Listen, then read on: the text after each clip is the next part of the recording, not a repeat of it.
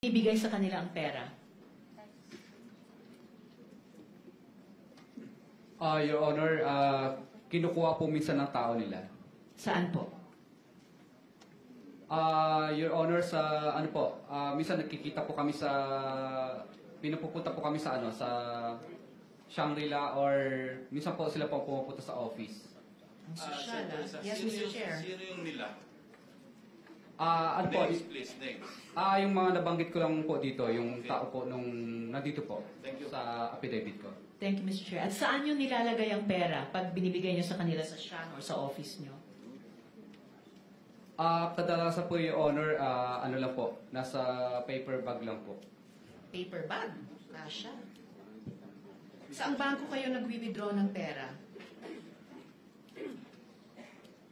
Your Honor, okay lang po ba i-consult ko lang po yung legal ko? Mr. Chair. Mr. Chair, if I may, Mr. Chair, with the permission of Senator Lisa. Yes, Mr. Chair. Yes, Senator. Taon nino to, yung mga kongresista binanggit mo? Yes po, Your Honor. Kongresista, tinatanong ko din yung DPWH officials na binabayaran nyo sa QC. Ano ba yung topic? Mga DPWH officials? Senator Estrada, Ah, your one question is enough. Thank you. Yes, Mr. Chair, tinatanong ko yung mga DPWH officials ng Quezon City na inamin ni Mr. Diskaya sa affidavit na binabayaran nila.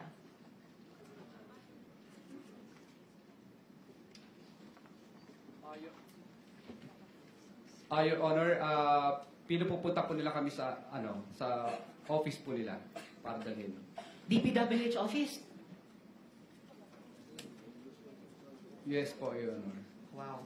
And so Second paper na bag. lang. My last second, Mr. Okay. Chair. No, Saan ba po your time is kayo? up actually. All right, But sir. you My have last, to say your last my last question. And one last brief manifestation. Kasi tinanong ko na, saan bangko kayo nag-withdraw ng pera?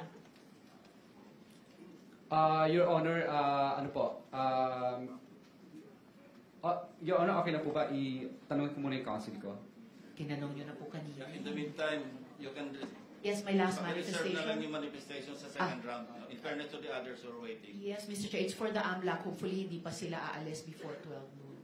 Yun lang po yung one paragraph manifestation ko po. Alright. Salamat, Mr. Chair. Manifestation lang po, Mr. Chair, or request po sa Chair na isubmit po ng AMLAC sa komite ang kanilang reports na natanggap on suspicious and covered transactions related to contractors and relevant DPWH officials. That's my request, Mr. Chair. And I think, Mr. Chair, Mr. Diskaya is ready to answer saang bangko sila nag-withdraw. Yes, you may respond. Your Honor, I invoke po Bank Secrecy Law. Mr. Chair, I'm not sure if a person may invoke that law. Alam ko, ang nag-i-invoke primarily yung mga bangko, Mr. Chair. Hindi naman sila depository yata sa lahat. Senator J.B. Ercito is recognized. Sa mga Diskaya sana, pero isa lang amang po dito, ay nandito. So kay Mr. Curly Diskaya. Mr. Chair, mukha kasing yung modus ng BGC Boys na ibinansag ninyo sa Bulacan ay hindi isolated case. Yung mga contractor na sangkot sa flood control project sa Quezon City, pamilyar na po sa atin. Napapa-Sounds family kami ni Senator J.V. kanina. Wow Builders, IM Construction Corporation. Siyempre, ang walang kamatayang St. Timothy at Alpha and Omega. So, Mr. Diskaya, sinabi niyo po sa affidavit ninyo na hindi maiiwasan magbayad sa mga regional directors at district engineers ng DPWH para makakuha ng projects. Wow, no? Sabi nyo pa ay nagbabayad kayo ng from 10 to 25% sa DPWH. Kinailangan nyo rin bang magbayad ng SOP para makakuha ng projects doon naman sa Quezon City?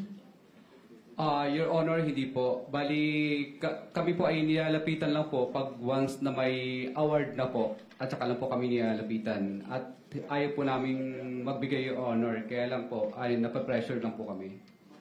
So hindi tama yung unang sagot nyo na hindi kayo nagbabayad. Kasi yung huling sinabi nyo ngayon ay ayaw nyo sana, pero nape-pressure kayo. So, suma total, nagbabayad din po kayo kahit sa project sa Quezon City.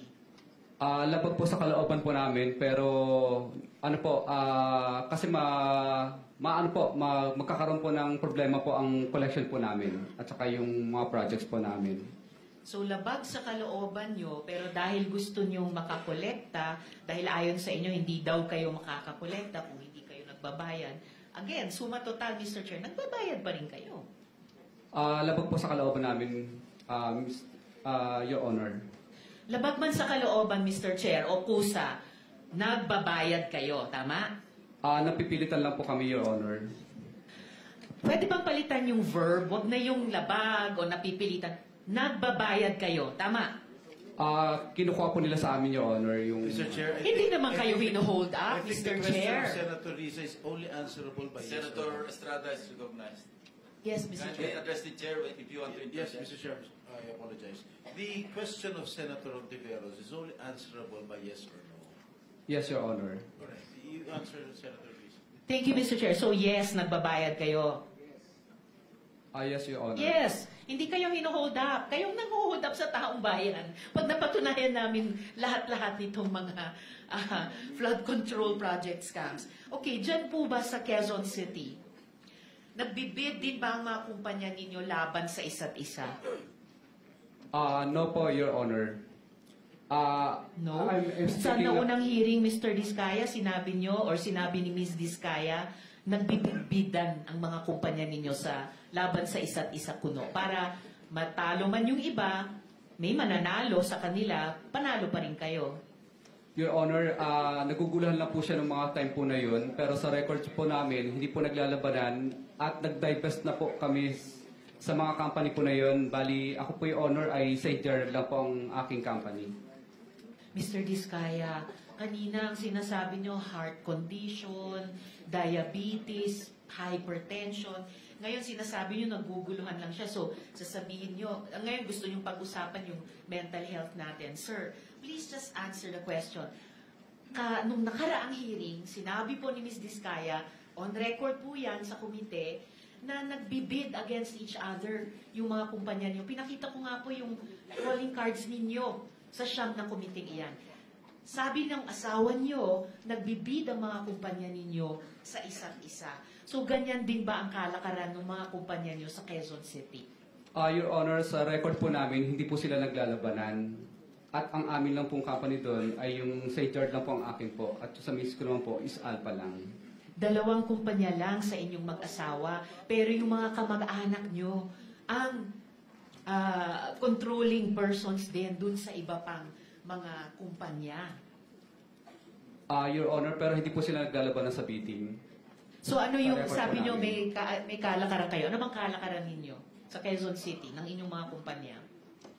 Sumasali po kami sa public bidding. Pag nakikita po namin sa PhilJeps, sumasali po kami para sa public bidding po.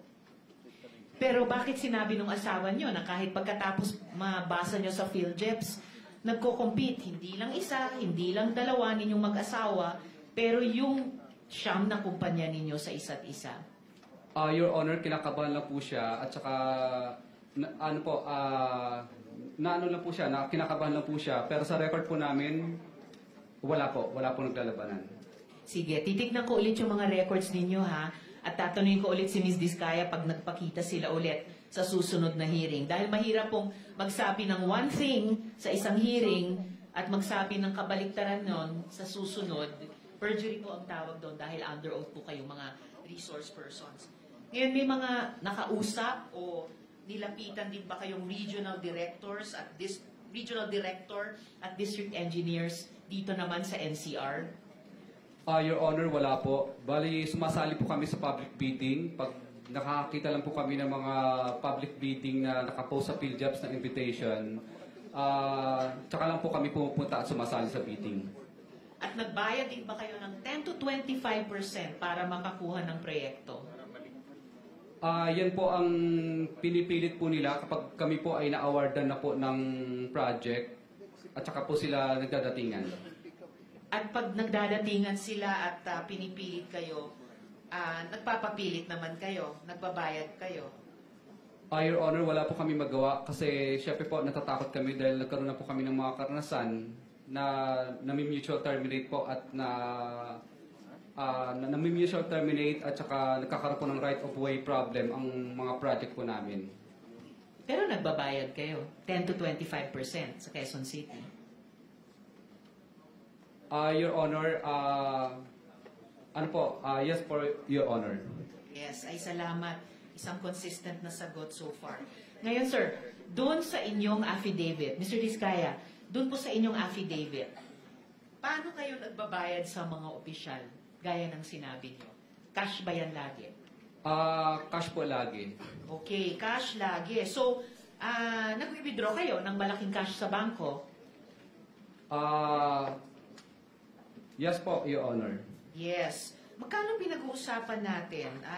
Anong range ng bigayan? Your Honor, I invoke my right po, Your Honor, kasi wala pa po akong protection po. Sir, ang protection nyo ay magsabi kayo ng totoo, under oath. Kanina, inamin nyo na nagbabayad kayo ng 10 to 25% sa Quezon City. So, given yung range ng halaga ng mga proyekto nyo sa Quezon City, magkano ang range ng bigayan kapag kayo nagbabayad niyang 10 to 25%? Senator, with the permission of Senator, Yes, Mr. Chair. the Senate President is recognized. Mr. Diskaya, bigyan ko kayo ng advice, ha? This is not because I am a lawyer. It's because I have been here for ages, since 1992. Ako ang pinakamatandang senador dito eh. Sa term, hindi sa edad. Mas maedad sa akin yung katabi ko. Meron kayong legislative immunity, huwag kayong matakot.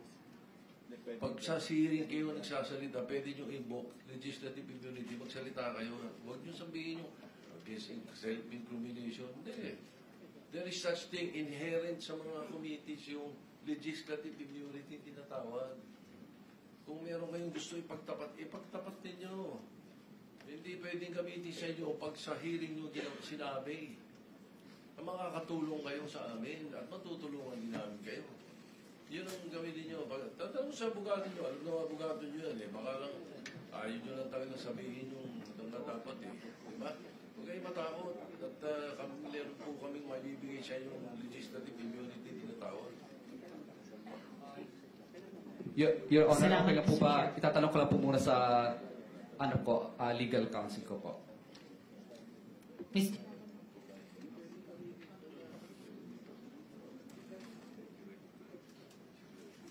1 minute suspension.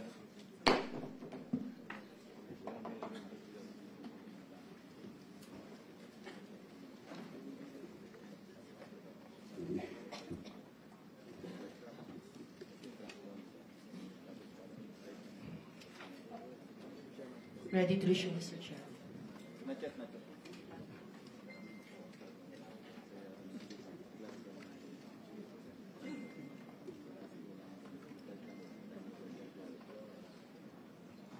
Session is, hearing is resumed. Thank you. Mr. Chairman, no? I distinctly recall nung araw nga na-question yung issue na yan because baka gamitin sa korte yung mga sinasabi ninyo rito. But it has always been implied, lalo na pagka hiniling nung resource person or nung witness. Pag hiniling niya, na yung sasabihin niya ay hindi pwede gamitin sa kanya, pwede mo nang hindi gamitin yung self-incrimination na yan na sinasabi. So, just for the record, no? So there is no direct law, no? Pero ang naging practice, implied ang legislative immunity. Yes, what the Senate What's the President is question? saying, yeah, what the Senate President is saying is, hindi po blanket yung legislative immunity. Pwede nyo invoke subject to the approval of the committee, pero kailangan mag-tell all kayo kung kayo bibigyan ng legislative. As the Senate President stated, wala pong batas kasi hindi covered with, unlike in the United States, ano? Pero napapractice namin yan even during the time of Senator or Senate President Drilon. Wala naman pong nagkukasyon sa court. So it has been a practice for the longest time na pwede mag-grant ng legislative immunity ang committee, any committee or standing committee for that matter. So it's up to you if you want to request the committee, if you want to invoke legislative immunity, then we will rule on it. But also, Mr. Chairman, that also, it does not exempt you from perjury. Diba? It doesn't mean that you are exempted from perjury pagdating pag ini-invoke yung legislative immunity. Kaya kailangan Mr. Chair. sasabi pa rin na totoo. Mr. Chair, Senator Marcoleta is recognized. may I clarify that because Senate President said that by tradition, we can extend legislative immunity. But I think that is based on tradition that may not hold to any specific witness. That is why this representation, as early as last week, I think, suggested a modality that is based on the law itself, which is Republic Act 6981, where a potential witness can apply under the witness protection program of the law. I think this is the best remedy that any potential witness who wishes to come into the open, considering that he or she will be protected well by the law. Yun sana yung gusto nating tuntunin noon. Ako po ay nalulungkot wala yung Justice Secretary because before I floated that idea, I made sure that that one is something that we can rely on. I spoke to an Undersecretary of Justice. Pagkatapos, okay naman siya nung umpisa until he recommended or he suggested that the Secretary of Justice should also be consulted. So sabi ko, mas mabuti yung gano'n. And then the Secretary of Justice called me personally. At ang sinabi nga niya, that is something that we can float. We can encourage people like that. Kasi pagkakaalam ko, ang Senado, magkabakas naman tayo kasi ngayon we are pursuing the Whistleblower Act na sana'y ma-ratify ng Senate as soon as possible. So sa aking pagkakaalam po ay sinabi niya na this is a route that a potential witness can take. Of course, subject to the application kung siya ay eventually be admitted. Kung sakasakali namang hindi siya ma-admit, wala pong problema doon. However, sabi ko sa kanya, we need to go into the process, which he agreed. Ang naging problema lamang po, Mr. Chair, bigla kasi siyang gumawa ng parang press briefing na kung saan sinabi niya na before a particular, in this case, the Discayas can apply under the Witness Protection Program, kinakailangan magsoli po sila ng mga nakulimbat nila, which to my mind is not correct. Sapagkat kahit basahin po natin yung Section 10, na ito po yung applicable provision under the law, yun pong restitution or yung indemnification to the government, while it is a good policy, wala po dun eh. Walang requirement na ganun eh. Kaya nga, ang sabi ko, kung nandito sana siya, I could have confronted him personally. Magkaibigan naman po kami. Hindi ko malaman kung bakit siya tumaliwas doon sa usapan namin. At abogado naman siya, kayang-kanya namang basahin po either Section 3 or Section 10 of the law. Wala po talagang restitution eh. Kasi mag-a-apply pa lamang po kung sakasakaling ma-admit siya. In other words, the process must begin. Hindi nga po nangyari yung ganun eh. So sayang po yung pagkakataon na tuntunin yung remedy which is very, very legitimate under the law. So inconsistent po yung sinasabi natin ngayon na we can provide legislative immunity but they aren't immune. May I respond, Senator Marcoleta? Thank you, Mr. Chair. Okay. Magkaiba po yung legislative immunity kaysa doon sa pagiging state witness. Yung legislative immunity does not extend to prosecution. Ang sinasabi lang natin, lahat ng sasabihin niya rito, maski incriminate niya yung sarili niya, hindi pwedeng gamitin sa kanya. Yun lang po yung legislative immunity. Yung sinasabi niyo po ay yung ma-admit sa Witness Protection Program at pwede siyang tanggapin ng DOJ bilang isang ordinary witness or as an accused na pwedeng i-discharge ng korte as a state witness. Magkaiba po yun. Kaya huwag niyo po paghaluin kasi wala po. Sandali lang po. Wala po tayong jurisdiction doon sa pag-admit sa Witness Protection Program. Under the law, pwede lang tayo mag-recommend. Pero iba po yung pinag-uusapan natin, legislative immunity which is implied or inherent sa Congress or sa Senate for that matter, na kasi meron tayong power of contempt, pwede i-extend yan sa power din to grant legislative immunity. Although wala pong jurisprudence dito, pero may mga ruling din po dito ang Korte Suprema. At wala naman pong nagduduloy sa Supreme Court, ginagawa natin ito, as I said, for the longest time, wala naman pong nagko-question. So kung meron magko-question, then we will allow or we'll just wait for the Supreme Court to issue a ruling in this regard. Pero wag po natin pagaluin yung Witness Protection Program sa legislative immunity. Domain lang po natin yung legislative immunity. Now, if anybody wants to question that authority or power, which is inherent, sabi ko nga, no, hindi ito klaro na may power tayo kasi wala naman po talaga sa batas. Pero sa US jurisprudence, meron po yan. Meron tayong pwedeng i-cite. At tayo naman po, minsan sumusunod sa, di ba, nakapattern po tayo sa United States pagdating sa mga jurisprudence. So gusto ko lang i-clarify na iba po yung sinasabi niyong Witness Protection Program at being a state witness in the court of law kesa sa legislative immunity. Those are two different animals.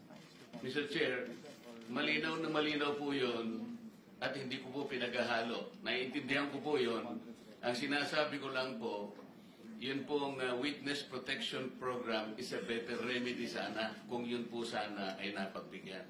Hindi ko po pinaghahalo yun sapagat malinaw po sa akin, iba po yung course ng legislative inquiry, iba lang po yung remedy na yun po ay ibinibigay legitimately. Thank you. Thank you very much, Senator Marcoleta. So, can we continue? Meron ka na lang 25 seconds, so you better wind up because si Senator Jeby is waiting in the wings. Salamat, Mr. Chair. So, Mr. Diskaya, saan nyo binibigay sa kanila ang pera? Your Honor, kinukuha po minsan ng tao nila. Saan po?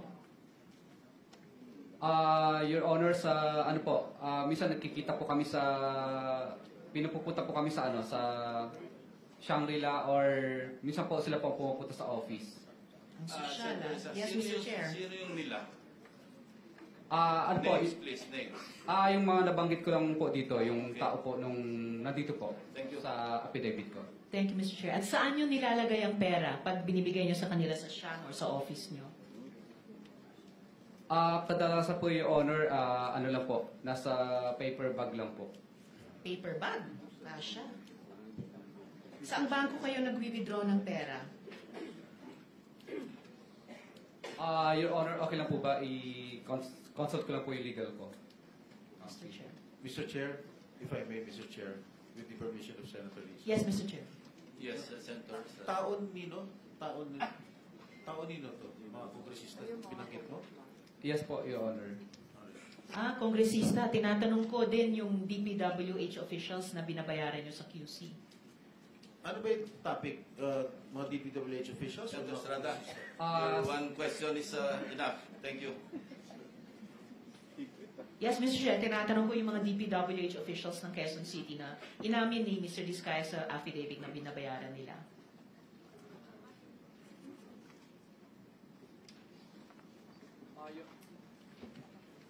Your Honor, pinupupunta po nila kami sa sa office po nila para dalhin. DPWH office? Yes po, Your Honor. Wow. And so Second paper ka na. bag. Or My you- last second, Mr. Okay. Chair. No, Saan ba po your time is kayo? up actually. All right, But sir. you- My you last, continue with your my last question. And one last brief manifestation. Kasi tinanong ko na, saan bangko kayo nag-withdraw ng pera? Your Honor, ano po, Your Honor, okay lang po ba itanong ko muna yung counsel ko? Tinanong nyo na po kanina. In the meantime, you can Yes, my last reserve na lang manifestation. yung manifestation sa second round. No? In fairness to the others who are waiting. Yes, Mr. Chair, it's for the AMLAC. Hopefully, hindi pa sila aalis before 12 noon. Yun lang po yung one paragraph manifestation Alright, ko po. alright. Salamat, Mr. Chair. Manifestation lang po, Mr. Chair, or request po sa Chair na isubmit po ng AMLAC sa komite ang kanilang reports na natanggap on suspicious and covered transactions related to contractors and relevant DPWH officials. That's my request, Mr. Chair. And I think, Mr. Chair, Mr. Diskaya is ready to answer saang bangko sila nag-withdraw. Yes, you may respond. Your Honor, I invoke po Bank Secrecy Law.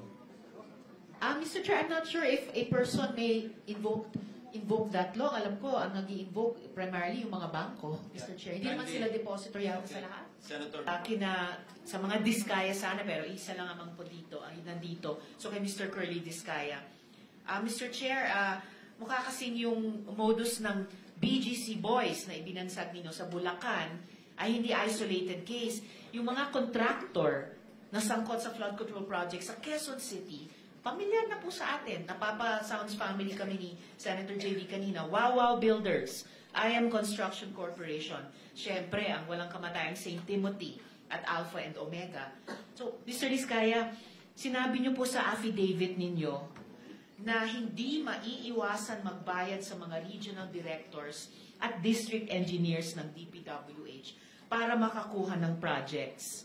Wow, no? Sabi nyo pa ay nagbabayad kayo ng from 10 to 25% sa DPWH. Kinailangan nyo rin bang magbayad ng SOP para makakuha ng projects doon naman sa Quezon City? Your Honor, hindi po. Bali, kami po ay nilalapitan lang po pag once na may award na po. At saka lang po kami nilalapitan. At ayaw po namin magbigay, Your Honor. Kaya lang po, ay napapressure lang po kami. So hindi tama yung unang sagot nyo na hindi kayo nagbabayad. Kasi yung huling sinabi nyo ngayon ay ayaw nyo sana, pero nape-pressure kayo. So, suma total, nagbabayad din po kayo kahit sa project sa Quezon City. Labag po sa kalooban po namin, pero kasi magkakaroon po ng problema po ang collection po namin at saka yung mga projects po namin. So, labag sa kalooban nyo, pero dahil gusto nyong makakolekta, dahil ayon sa inyo, hindi daw kayo makakakolekta kung hindi kayo nagbabayad. Again, suma total, Mr. Chair, nagbabayad pa rin kayo. Labag po sa kalooban namin, Your Honor. Labag man sa kalooban, Mr. Chair, o kusa, nagbabayad kayo, tama? Napipilitan lang po kami, Your Honor. Pwede bang palitan yung verb? Huwag na yung labag o napipilitan. Nagbabayad kayo, tama? Kinukuha po nila sa amin, Your Honor, yung... Mr. Chair, Hindi naman kayo hino-hold up, I think Mr. the question Chair. of Senator Risa is only answerable by yes or Senator no. Estrada is recognized. Yes, Mr. Kindly Chair. address the chair if you want to Yes, interject. Mr. Chair, I apologize. The question of Senator Ontiveros is only answerable by yes or no. Yes, Your Honor. Correct. You answer, Senator Risa. Thank you, Mr. Chair. So, yes, nagbabayad kayo.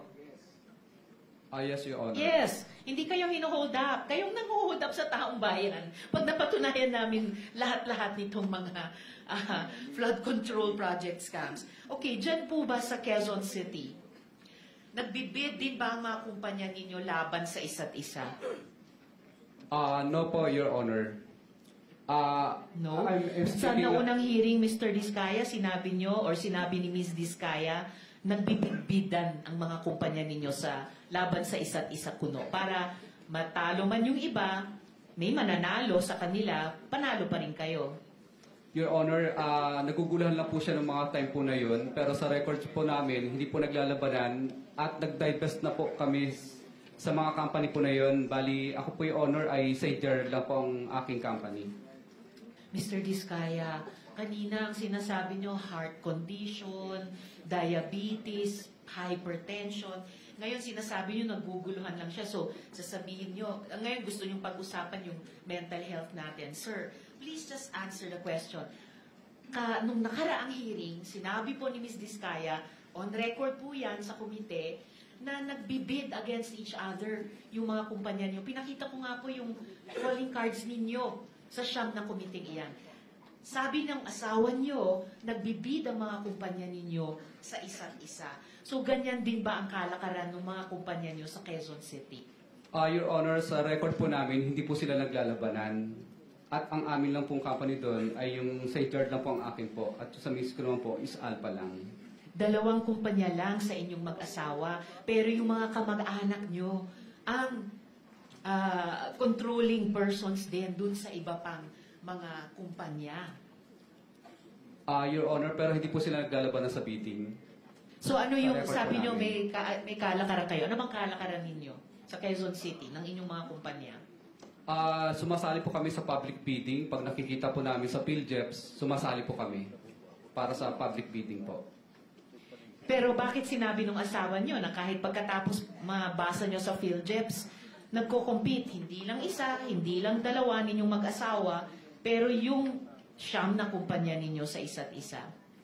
Your Honor, kinakabahan lang po siya at saka kinakabahan lang po siya. Pero sa record po namin, wala po naglalabanan. Sige, titignan ko ulit yung mga records ninyo ha.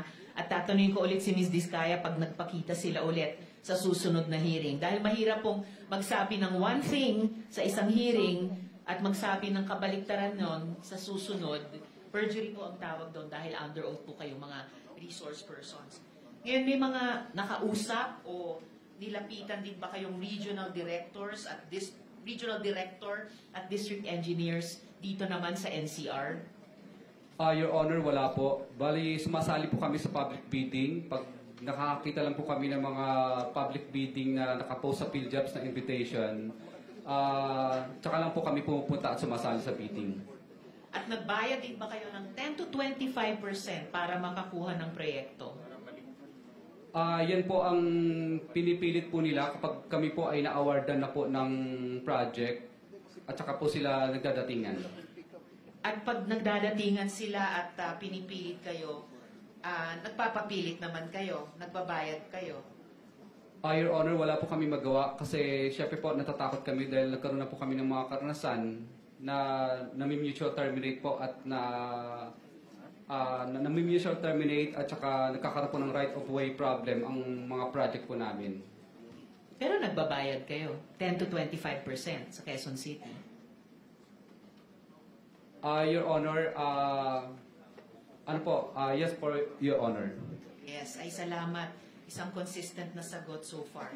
Ngayon, sir, doon sa inyong affidavit, Mr. Diskaya, doon po sa inyong affidavit, paano kayo nagbabayad sa mga opisyal, gaya ng sinabi niyo? Cash ba yan lagi? Cash po lagi. Okay, cash lagi. So, nag-withdraw kayo ng malaking cash sa bangko? Yes po, Your Honor. Yes. Magkano pinag-uusapan natin? Anong range ng bigayan? Your Honor, I invoke my right po, Your Honor, kasi wala pa po akong protection po. Sir, ang protection nyo ay magsabi kayo ng totoo, under oath. Kanina, inamin nyo na nagbabayad kayo ng 10 to 25% sa Quezon City. So, given yung range ng halaga ng mga proyekto nyo sa Quezon City, magkano ang range ng bigayan kapag kayo nagbabayad niyang 10 to 25%? Senator, with the permission of Senator Yes, Romero, Mr. Chair. the Senate President is recognized. Mr. Diskaya, bigyan ko kayo ng advice ha. This is not because I am a lawyer. It's because I have been here for ages, since 1992. Ako ang pinakamatandang senador dito eh. Sa term, hindi sa edad. Mas maedad sa akin yung katabi ko. Meron kayong legislative immunity, huwag kayong matakot. Pag sa hearing kayo nagsasalita, pwede nyo invoke legislative immunity, magsalita kayo. Huwag nyo sabihin yung self-incrimination. Hindi. There is such thing inherent sa mga committees, yung legislative immunity tinatawag. Kung meron kayong gusto ipagtapat, ipagtapat ninyo. Hindi pwedeng gamitin sa inyo pag sa hearing nyo sinabi. Makakatulong kayo sa amin at matutulungan din namin kayo. Yun ang gawin ninyo. Tatanong sa abogado nyo, alam na abogado nyo yan eh. Baka lang, ayaw nyo lang talaga sabihin yung na dapat eh. Diba? Huwag kayo matakot. At meron po kaming maibibigay sa inyo yung legislative immunity tinatawag. Your Honor, Salamat, okay na po Mr. ba? Chair. Itatanong ko lang po muna sa legal counsel ko po. Mr.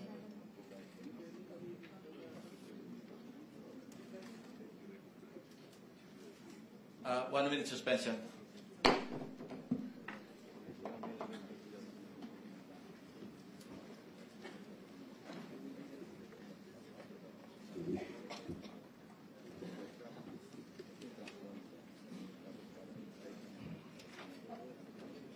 Ready to issue, Mr. Chair.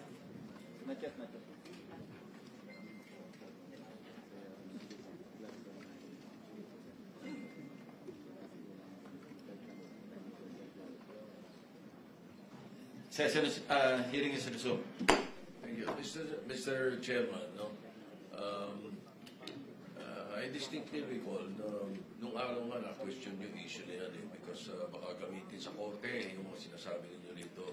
But it has always been implied, lalo na pagka hiniling nung resource person or nung witness. Pag hiniling niya, na yung sasabihin niya ay hindi pwede gamitin sa kanya, pwede mo nang hindi gamitin yung self-incrimination na yan na sinasabi. So, just for the record, no, so there is no direct law, no, pero ang naging practice implied ang legislative immunity. Yes, what the Senate What's the President is question? saying, yeah, what the Senate President is saying is, hindi po blanket yung legislative immunity. Pwede yung invoke subject to the approval of the committee, pero kailangan mag-tell all kayo kung kayo bibigyan ng legislative. As the Senate President stated, wala pong batas kasi hindi covered dito, unlike in the United States, ano. Pero napapractice namin yan even during the time of Senator or Senate President Drilon. Wala naman pong nagko-question sa court. So it has been a practice for the longest time na pwede mag-grant ng legislative immunity ang committee, any committee or standing committee for that matter. So it's up to you if you want to request the committee, if you want to invoke legislative immunity, then we will rule on it. But also, Mr. Chairman, but also, it does not exempt you from perjury.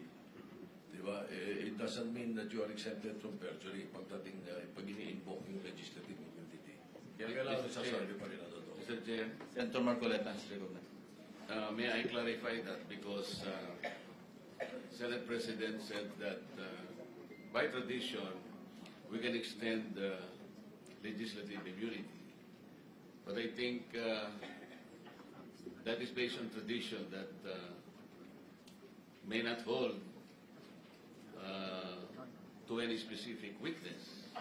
That is why this representation, as early as last week, I think, suggested a modality that is based on the law itself, which is Republic Act 6981, where a potential witness can apply under the witness protection program of the law. I think this is the best remedy that any potential witness who wishes to come into the open, considering that he or she will be protected well by the law. Yun sana yung gusto nating tuntunin noon. Ako po ay nalulungkot wala yung Justice Secretary because before I floated that idea, I made sure that that one is something that we can rely on. I spoke to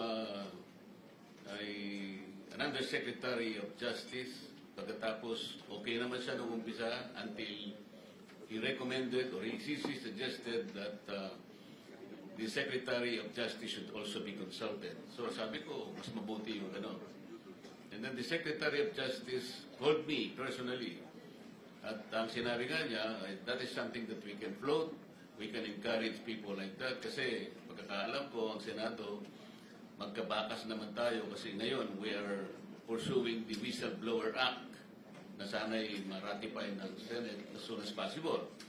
So sa aking pagkakaalam po ay sinabi niya na this is a route that a potential witness can take. Of course, subject to the application kung siya ay eventually be admitted. Kung sakasakali namang hindi siya ma-admit, wala pong problema doon. However, sabi ko sa kanya, we need to go into the process, which he agreed. Ang naging problema lamang po, Mr. Chair, bigla kasi siyang gumawa ng parang press briefing na kung saan sinabi niya na before a particular, in this case, the Discayas can apply under the Witness Protection Program, kinakailangan magsoli po sila ng mga nakulimbat nila which to my mind is not correct. Sapagkat kahit basahin po natin yung Section 10, na ito po yung applicable provision under the law, yun pong restitution or yung indemnification to the government, while it is a good policy, wala po doon eh. Walang requirement na gano'n eh. Kaya nga, ang sabi ko, kung nandito sana siya, I could have confronted him personally. Magkaibigan naman po kami. Hindi ko malaman kung bakit siya tumaliwas doon sa usapan namin. At abogado naman siya, kayang-kanya namang basahin po either Section 3 or Section 10 of the law. Wala po talagang restitution eh. Kasi mag-a-apply pa lamang po kung sakasakaling ma-admit siya. In other words, the process must begin. Hindi nga po nangyari yung gano'n eh. So sayang po yung pagkakataon na tuntunin yung remedy, which is very, very legitimate under the law. So inconsistent po yung sinasabi natin ngayon na we can provide legislative immunity, but they aren't May immune. I respond, Senator Marcoleta? Thank you, Mr. Chair. Okay. Magkaiba po yung legislative immunity kaysa doon sa pagiging state witness. Yung legislative immunity does not extend to prosecution. Ang sinasabi lang natin, lahat ng sasabihin niya rito, maski incriminate niya yung sarili niya, hindi pwedeng gamitin sa kanya. Yun lang po yung legislative immunity. Yung sinasabi niyo po ay yung ma-admit sa Witness Protection Program at pwede siyang tanggapin ng DOJ bilang isang ordinary witness or as an accused na pwedeng i-discharge ng korte as a state witness. Tama po, Magkaiba po Mr. yun. Chair. Kaya Tama huwag niyo po. po pagaluin kasi Hindi po- wala... hindi po Sandali lang po. Wala po tayong jurisdiction doon sa pag-admit sa Witness Protection Program. Under the law, pwede lang tayo mag-recommend. Pero iba po yung pag-uusapan natin, legislative immunity which is implied or inherent sa Congress or sa Senate, for that matter, na kasi meron tayong power of contempt, pwede i-extend yan sa power din to grant legislative immunity. Although wala pong jurisprudence dito, pero may mga ruling din po dito ang Korte Suprema. At wala naman pong nagdudulog sa Supreme Court, ginagawa natin ito, as I said, for the longest time, wala naman pong nagko-question. So kung meron magko-question, then we will allow or we will just wait for the Supreme Court to issue a ruling in this regard. Pero wag po natin pagaluin yung Witness Protection Program sa legislative immunity. Domain lang po natin yung legislative immunity. Now, if anybody wants to question that authority or power, which is inherent, sabi ko nga, no, hindi ito klaro na may power tayo kasi wala naman po talaga sa batas. Pero sa US jurisprudence, meron po yan. Meron tayong pwedeng i-cite. At tayo naman po, minsan sumusunod sa, di ba, nakapattern po tayo sa United States pagdating sa mga jurisprudence. So gusto ko lang i-clarify na iba po yung sinasabi niyong Witness Protection Program at being a state witness in the court of law kesa sa legislative immunity. Those are two different animals. Mr. Chair, malinaw na malinaw po yun at hindi ko po pinaghahalo. Naiintindihan ko po yun. Ang sinasabi ko lang po, yun pong Witness Protection Program is a better remedy sana kung yun po sana ay napagbigyan. Hindi ko po pinaghahalo yun. Sabagat malinaw po sa akin, iba po yung course ng legislative inquiry, iba lang po yung remedy na yun po ay ibinibigay legitimately. Thank you. Thank you very much, Senator Marcoleta. So, can we continue? Meron ka na lang 25 seconds, so you better wind up because si Senator Jeby is waiting in the wing. Salamat, Mr. Chair. So, Mr. Diskaya, saan nyo binibigay sa kanila ang pera? Your Honor, kinukuha po minsan ng tao nila. Saan po? Your Honor, sa ano po, minsan nagkikita po kami sa, pinupupunta po kami sa sa Shangri-La or minsan po sila po pumupunta sa office. Ang sosyal, Senator, Yes, sino Mr. yung- Chair. Sino yung nila? Ano po, Names, please, names. yung mga nabanggit ko lang po dito, yung tao po nung nandito po Thank you. sa affidavit ko. Thank you, Mr. Chair. At saan nyo nilalagay ang pera pag binibigay nyo sa kanila sa Shang or sa office nyo? Kadalasan po yung Honor, ano lang po, nasa paper bag lang po. Paper bag. Kasha. Saang bangko kayo nagwi-withdraw ng pera? Your Honor, okay lang po ba i-consult ko lang po yung legal ko? Mr. Chair. Mr. Chair, if I may, Mr. Chair, with the permission of Senator Lisa. Yes, Mr. Chair. Yes, Senator Estrada. Taon nino to, yung mga kongresista binanggit mo? Yes po, Your Honor. Kongresista, tinatanong ko din yung DPWH officials na binabayaran nyo sa QC. Ano ba yung topic? Mga DPWH officials? or Senator mga Estrada, kongresista? your one question is enough. Thank you. Yes, Mr. Chair, tinatanong ko yung mga DPWH officials ng Quezon City na inamin ni Mr. Diskaya sa affidavit na binabayaran nila.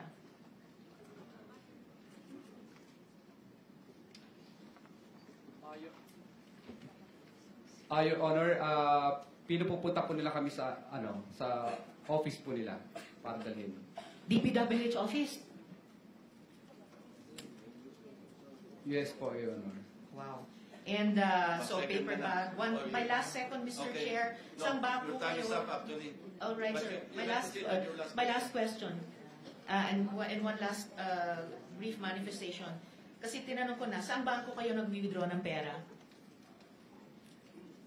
Your Honor, Your Honor, okay lang po ba i-tanong ko muna yung counsel ko?